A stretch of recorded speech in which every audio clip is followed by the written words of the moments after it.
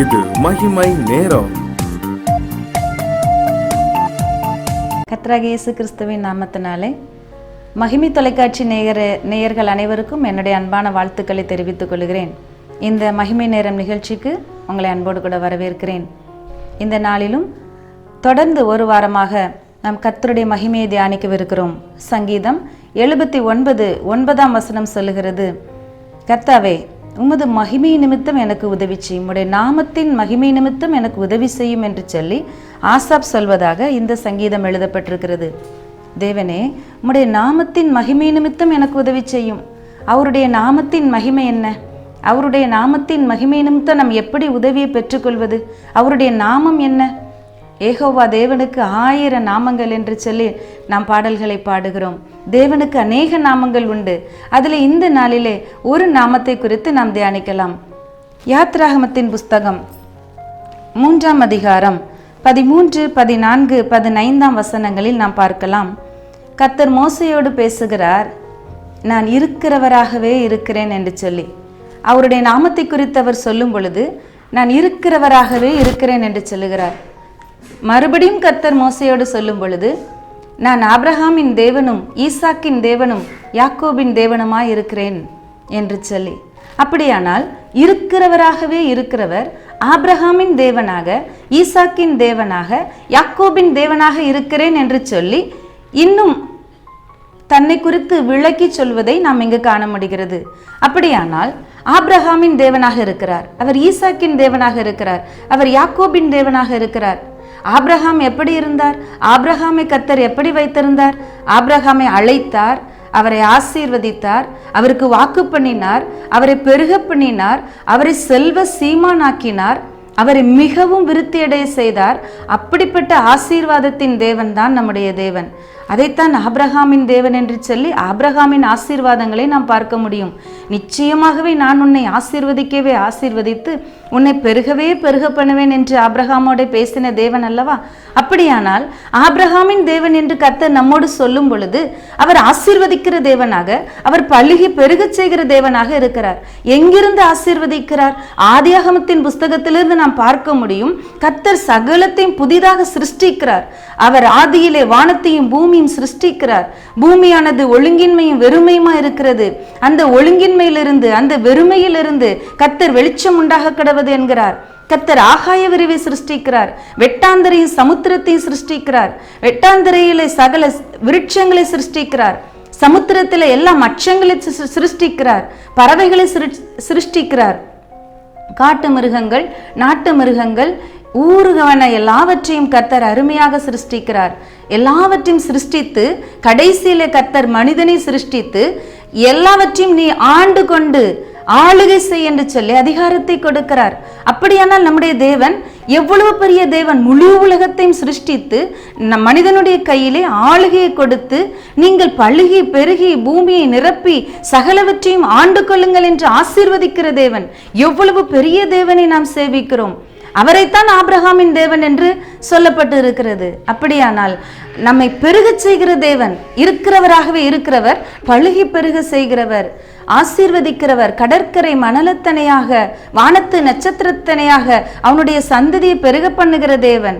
பாருங்கள், ஆபிரகாமுக்கு ஒரு குழந்தை இல்லாத போது கர்த்தர் எவ்வளவு பெரிய வாக்கு பண்ணினார். அந்த வாக்குத்தத்தத்தை நிறைவேற்றவர் வல்லமை உள்ளவராயிருந்தார். அவர் வாக்குத்தத்தம் பண்ணுவதை நிறைவேற்ற உண்மையுள்ளவராயிருந்தார். ஒரு பிள்ளையும் இல்லாதிருக்கும் பொழுதே வானத்து நட்சத்திரங்களைப் போல, கடற்கரை மணலை போல திரளாய் உன் சந்ததியை பெருக பண்ணுவேன் என்று சொல்லி வாக்கு பண்ணினார். அந்த வாக்கு தத்தத்தை நிறைவேற்றினார். அப்படியானால் அவர் வாக்கு தத்தத்தை நிறைவேற்றுகிறவராக இருக்கிறார். அது மாத்திரமல்ல, ஆபிரகாமை ஆசீர்வதித்த தேவன் அவருடைய கற்ப பிறப்பாகிய ஈசாக்கை ஆசீர்வதிக்கிறார். ஈசாக்கு தியான புருஷனாய் இருக்கிறார். ஈசாக்கு விதை விதைக்கிறார். பஞ்ச காலத்திலும் 100 மடங்கு விளைச்சலை காணும்படி கர்த்தர் அவரை ஆசீர்வதிக்கிறார். அவர் வர வர விருத்தி அடைந்து பெரியவர் ஆனார் என்று சொல்லி வேதத்தில் எழுதப்பட்டு இருக்கிறது. அப்படியானால் ஈசாக்கையும் அப்படியே ஆசீர்வதித்திருக்கிறார். அதன் பின்பு அவருடைய சந்ததியாக கர்த்தர் யாக்கோபை ஆசீர்வதிக்கிறார். யாக்கோபோடு தரிசனமாகி பேசுகிறார். அப்படியானால் இருக்கிறவராக இருக்கிறவர் நம்மோடு பேசுகிறவராக இருக்கிறார். ஆதியிலே ஆதாமோடு கூட பேசினார். தோட்டத்திலே வந்து உலாவினார். அவர் அதை விரும்புகிற தேவன். அப்படியே ஆபிரகாமோடு பேசினார், அவருடைய சிநேகிதன் என்று எண்ணப்பட்டார். அப்படியே யாக்கோபோடு வந்து பேசுகிறார். கர்த்தரை முகமுகமாய் கண்டேன் என்று சொல்லி இவர்களெல்லாம் சொல்லக்கூடிய அளவுக்கு கர்த்தர் தம்முடைய பிள்ளைகளோடு வந்து இறங்கி உலாவி அவர்களோடு அவர்களாக சஞ்சரிக்கிறதை பார்க்க முடிகிறது. அப்படிப்பட்ட தேவன் சொல்லுகிறார், இருக்கிறவராக இருக்கிறேன் என்று சொல்லி. நோவாவோடு சஞ்சரித்தார் என்று எழுதப்பட்டிருக்கிறது.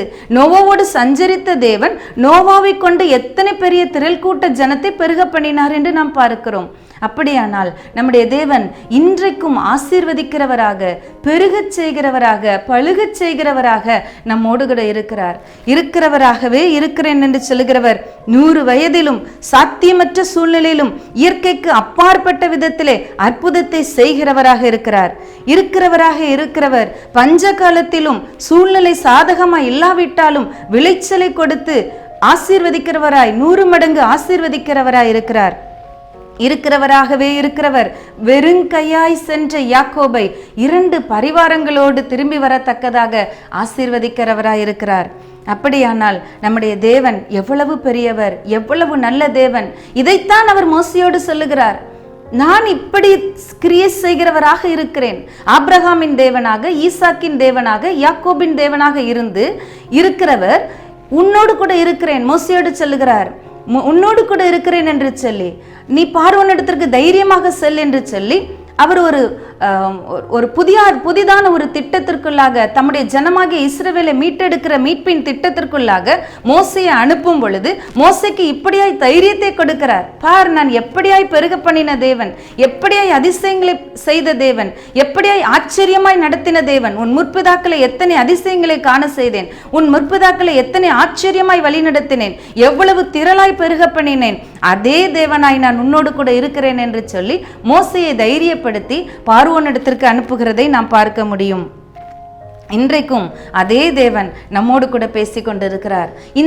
நீங்கள் கேட்க வேண்டும், ஆண்டவரே, இருக்கிறவராகவே இருக்கிறேன் என்கிற நாமத்தின் நிமித்தம் எனக்கு உதவி செய்தருளும் என்று சொல்லி. இருக்கிறவர், அன்றைக்கு இருக்கிறவர் அதே தேவன் நேற்றும் இன்றும் என்றும் மாறாதவராய் இருக்கிறாரே. அப்படியானால் அன்றைக்கு ஆசீர்வதித்த தேவன் இன்றைக்கும் நம்மை ஆசீர்வதிக்க போதுமானவராய் இருக்கிறாரே. அப்படியானால் ஆண்டவரே, இந்த இருக்கிறவராகவே இருக்கிறேன் என்கிற நாமத்தின் நிமித்தம் எனக்கு உதவி செய்யும் என்று நாம் கேட்கும்போது கர்த்தர் நம்மையும் ஆசீர்வதித்து உயர்த்துவதற்கு அவர் போதுமானவராய் இருக்கிறார். நம்முடைய வாழ்க்கையிலே எப்பேற்பட்ட தேவைகள் இருக்கலாம், எப்பேற்பட்ட சூழ்நிலைகள் இருக்கலாம், ஆனால் அத்தனை மத்தியிலும் இருக்கிறவராகவே இருக்கிறேன் என்று சொல்லுகிற ஆண்டவர் நம்மோடு கூட இருக்கிறார். அவர் அதன் பின்பதாக யோசுவாவோடு கூட சொல்லும்போது கூட, நான் மோசையோடு இருந்தது போல உன்னோடு கூட இருப்பேன் என்று சொல்லுகிறார். நாம் எல்லாரும் அறிந்திருக்கிறபடி கர்த்தராகிய இயேசு பரத்திற்கு ஏறி போகும் பொழுது, இதோ உலகத்தின் முடிவு பரியந்தம் சகல நாட்களிலும் நான் உங்களோடு கூட இருக்கிறேன் என்று சொல்லி சென்றிருக்கிறார். பரிசுத்தாவியாகிய தேற்றரவாளனை இயேசு கிறிஸ்து சென்று அனுப்பினதினாலே அவர் எப்பொழுதும் நம்மோடு கூட வாசம் பண்ணுகிறவராய், நம்மோடு கூட இருக்கிறவராய் இருக்கிறார். இப்படிப்பட்ட பெரிய தேவனை நம்முடைய இருதயத்திலே, நம்முடைய வாழ்க்கையிலே நாம் பெற்று கொண்டிருக்கும் பொழுது இந்த உலகத்தில் எந்த காரியத்தை குறித்தும் பயப்பட வேண்டிய, கலங்க வேண்டிய அவசியம் இல்லை. கர்த்தர் இந்த நாமத்து நிமித்தம் நமக்கு உதவி செய்ய போதுமானவராய் இருக்கிறார். அவரே ஆசீர்வாதத்தை பெருக செய்கிற தேவன், ஐஸ்வர்யம் உண்டாகிறதற்கான காரியங்களை பெருக செய்கிற தேவன். ஹல்லேலூயா. இதை நாம் இந்த 1 தீமோத்தேயு 6வது அதிகாரத்திலே 15 முதல் 19 வரை உள்ள வசனங்களை நாம் பார்க்கலாம். இவ்வுலகத்திலே ஐஸ்வர்யம் உள்ளவர்கள் இருமாப்பான சிந்தையுள்ளவர்களாயிராமலும் நிலையற்ற ஐஸ்வர்யத்தின் மேல் நம்பிக்கை வையாமலும் நாம் அனுபவிக்கிறதற்கு சகலவித நன்மைகளையும் நமக்கு சம்பூர்ணமாய் கொடுக்கிற ஜீவனுள்ள தேவன் மேல் நம்பிக்கை வைக்கவும், நன்மை செய்யவும், நற்கிரியைகளில் ஐஸ்வர்யவான்களாகவும் தாராளமாய் கொடுக்கிறவர்களும் உதார குணமுள்ளவர்களாய் இருக்கவும், நித்திய ஜீவனை பற்றி கொள்ளும்படி வருங்காலத்திற்காக தங்களுக்கு நல்ல ஆதாரத்தை பொக்கிஷமாகவும் வைக்கவும் அவர்களுக்கு கட்டளையிடு என்று கர்த்தர் நம்மோடு கூட பேசுகிறார். நம்ம எல்லாரும் தலைகளை தாழ்த்தி ஜெபிக்கலாம். ஹல்லேலூயா.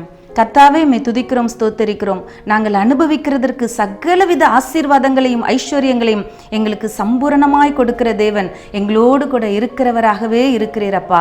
ஆனால் எதை நீர் எங்களிடத்தில் எதிர்பார்க்கிறீரோ இந்த வசனத்தின்படி ஆண்டவரே, நாங்கள் நன்மை செய்கிறவர்களாய், தாராளமாய் கொடுக்கிறவர்களாய், ஆண்டவரே, மற்றவர்களுக்கு ஆசீர்வாதமாய் இருக்கும்படி ஆண்டவரே நீர் எங்களை ஆசீர்வதிப்பீராக என்று ஜெபிக்கிறோம். அநேகருக்கு ஆசீர்வாதமுள்ள பாத்திரங்களாய் எங்களை பயன்படுத்துவீராக. ஆபிரகாமின் தேவன், ஈசாக்கின் தேவன், தேவன், யாக்கோபின் தேவன் உம்முடைய பிள்ளைகளாகிய எங்களுக்கும் அதே ஆசீர்வாதத்தை கொடுத்து உம்முடைய நாமத்தை மகிமைப்படுத்துவீராக. இயேசுவின் நாமத்தில் ஜெபிக்கிறோம் பிதாவே, ஆமென்.